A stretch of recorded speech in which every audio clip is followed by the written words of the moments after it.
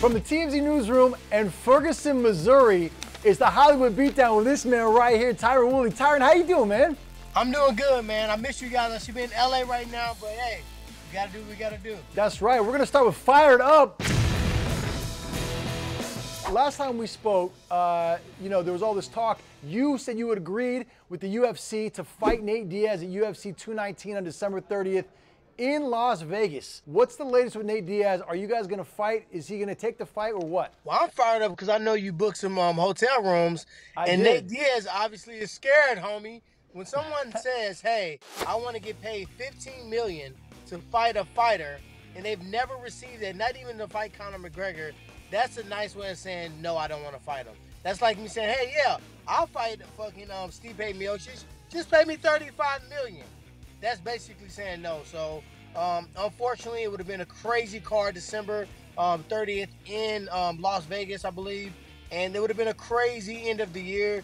Unfortunately, it's not taking place. I won't be fighting Nate Diaz. And that's how the cookie crumble, man. So what's next for you? You're going to look for another opponent? You're going to chill out for a little bit? You know, I'm actually going to chill out for a little bit. I got a movie coming up that I'm going to shoot.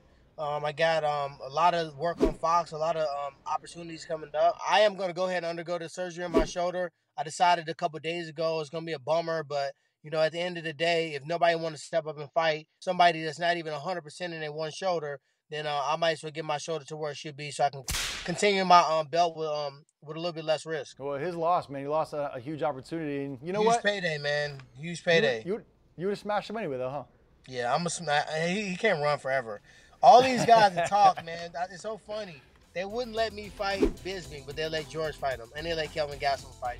They don't want me to fight Conor, but Conor can bounce around and fight Nate Diaz, an undersized welterweight. So it's going to come a point in time where George is going to have to see me. Bisping's going to have to see me. Well, Bisping's kind of on back-to-back. You know, I don't know if it's even important for my legacy to fight Bisping. But, you know, one of the Diaz brothers, if it's not Nick, maybe Big Brother step up. But you can't just deny me these fights over and over again. You know, somebody's gonna have to step up to the plate.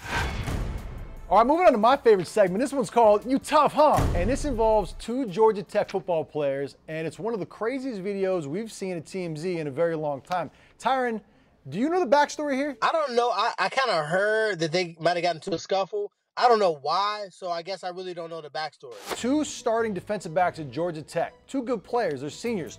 One dude's name is Step Durham, and the other one's name is Lance Austin. They got into an argument at the athletic facility right before spring practice, right, a couple months ago. And instead of walking away from the issue, they decided to settle their problem by fighting, and it was a one-punch knockout. Take a look at this video. You see Step Durham is the one with the hoodie on. Oh, shit! One-punch knockout. That's Lance on the floor right there. What are your thoughts on that? Hey, number one, he looked like he'd been in a boxing class before because he squared up. He threw a mean check right hook, good technique. He threw everything on it because sometimes when you hit that little sweet spot, that's the end of the fight. So he looked almost like he was a little scared. Like, you know what? If I don't punch him first, he gonna punch me, so let me get mine off real quick. Let me ask you a question. Have you ever been knocked out like that? I've been knocked out like that, not in a street fight. I've been knocked out in a real fight. What's it like when it goes dark like that? Well, I didn't go stiff like that. I had a flat, like, you got a knockout where you get knocked unconscious and you stiff and your arms straighten it out and you can't have motor skills. I got a flash KO, meaning that I got hit, I went out, and I was right back up. What about on a movie set? Does that ever happen on a movie set? Yeah, I heard Steven Seagal was known to kick people in the balls on purpose. And, You're joking. I definitely heard that. I heard he's notorious for that. I work with a couple actors. They don't want you to, do the stunt fight, and they want you to touch them a little bit. They say, how about let's just get into a fight. Yeah, let's just fight. I'm saying, nah, brother, because if you punch me in the face, I'm knocking you out.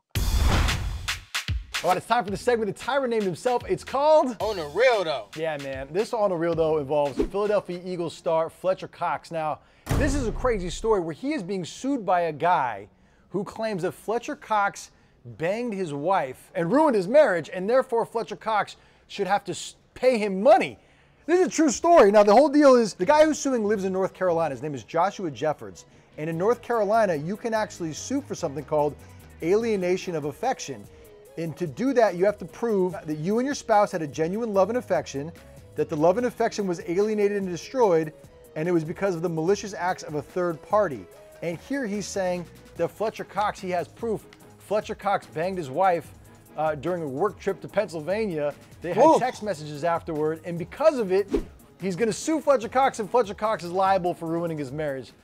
On the real, though, what are you supposed to do if you're Fletcher Cox? Number one, is it like he said malicious intent? Does that mean like he tried to have sex with her and now she ain't the same because Mr. Fletcher? His last name is he already started off with a bad deck of cards. His last name was Cox. So he's name dropping himself literally in the bedroom with this other dude's chick. If I'm Fletcher, I'm like, hey man, I didn't know she was married.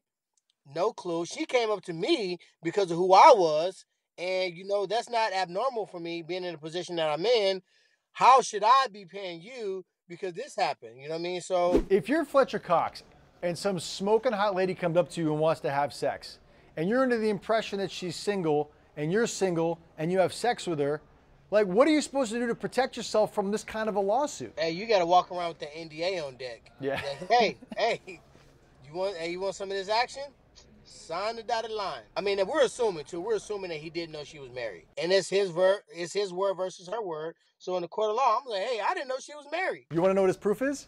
He went through his wife's phone and he saw text messages that he believes were from Fletcher Cox, in which he allegedly says to her, "I want to get you pregnant," and then followed it up with, "I'm dead ass serious." What's your advice to Fletcher Cox? Hey, Fletcher Cox, man, put the you know what away for a little bit. Get them little portable NDAs on deck. Have him eat the line before you pull off. And also, you know, you need to slap yourself. He needs to slap himself because, you know, he in a situation.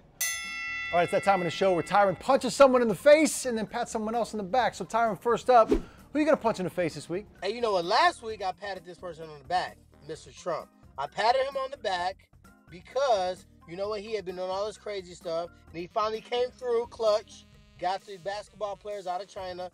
I had to pat him on the back. This week, I got to punch him in the face. Call my lady Elizabeth Pocahontas. Call LeVar Ball. What do you call him? A broke down king? Poor man's Don King. Like, put down your Twitter fingers, man.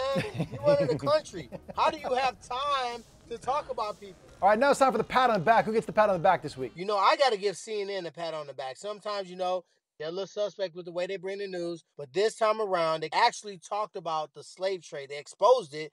And so many people are going crazy about that now, you know. It's 2017, and it's a legit-ass trade of slaves going on.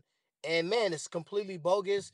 And, you know, I got to give them a pat on the back for exposing that. All right, that's going to do it for the Hollywood Beatdown. And Tyron, tell the people what to do. If you're on the YouTube channel, guys, you're already there. The work's halfway done. Now scroll down and subscribe to TMZ Sport. Make sure you subscribe, guys. And if you're on the Facebook page, we appreciate you. But now slide your butt on over to the YouTube page. Subscribe to TMZ Sport.